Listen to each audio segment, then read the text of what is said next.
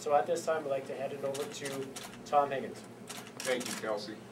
I have an opportunity to do quite a bit of public speaking, and when I have that opportunity, I usually talk about one day you're sipping the wine, the next day you're picking the grapes.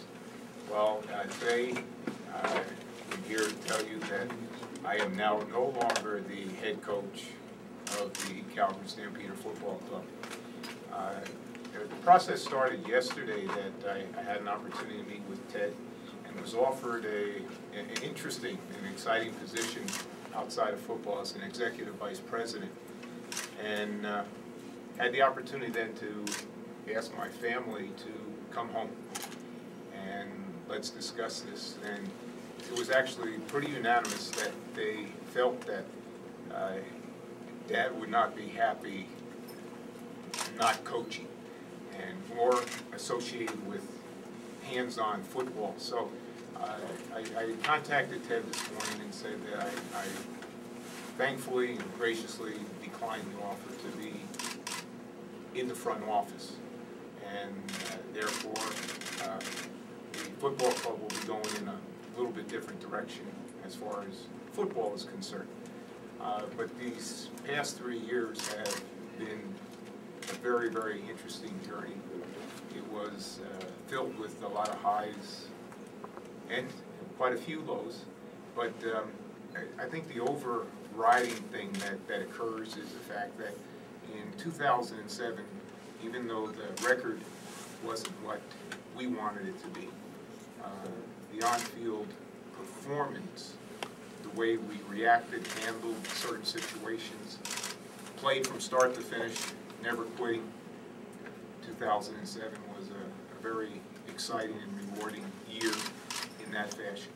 One regret is not having the opportunity to say goodbye to the players, but I'll say it through the media. So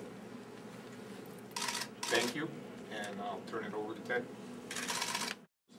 What we did, first of all, after Sunday is we sat down as a group and we were looking at revamping the front office and how that front office would work, including myself.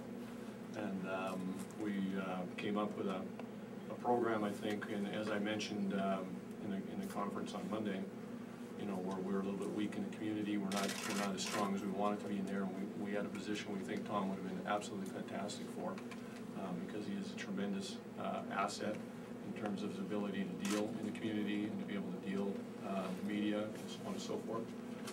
We thought it would have, you know, we still think it would have been a tremendous asset to our club.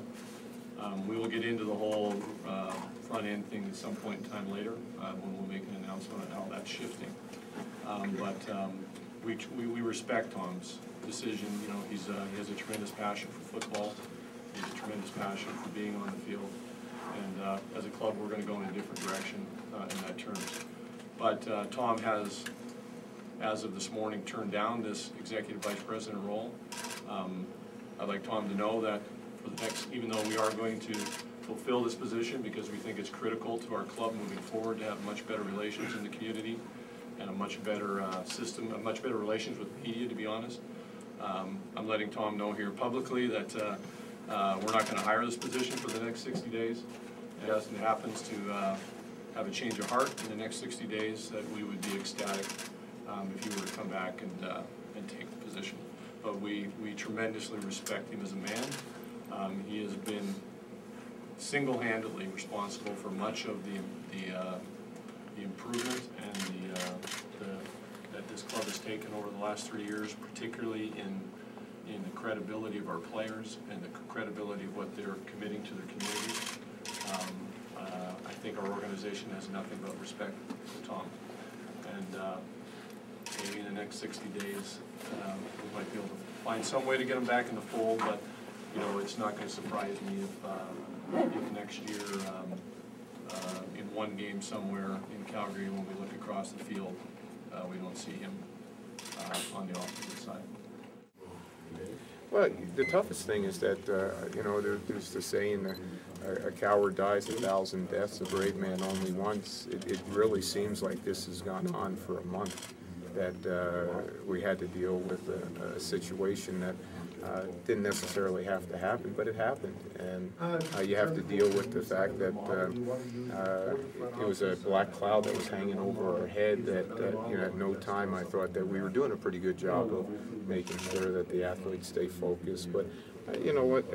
You never know what it is that forces you to have the challenges that we had. And the last third of our football season ended up just being a huge challenge. And what I can say too, though, now is that this football team's in much better shape than it was when I got here.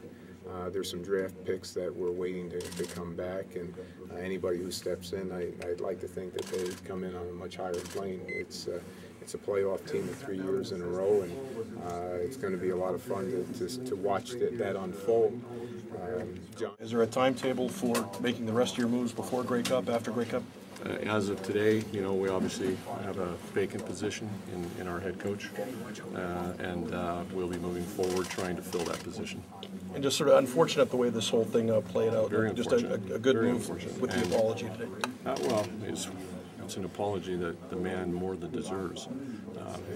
He is a first-class individual, has been from day one. I don't think we've ever said anything different than that. We obviously have our own internal problems as to why any of this information should ever be where it is, and we will find that situation and fix it.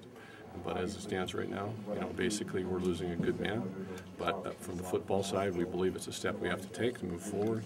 It's been 3 years of not really getting where we need to get. And as an organization, that's where we think we have to go.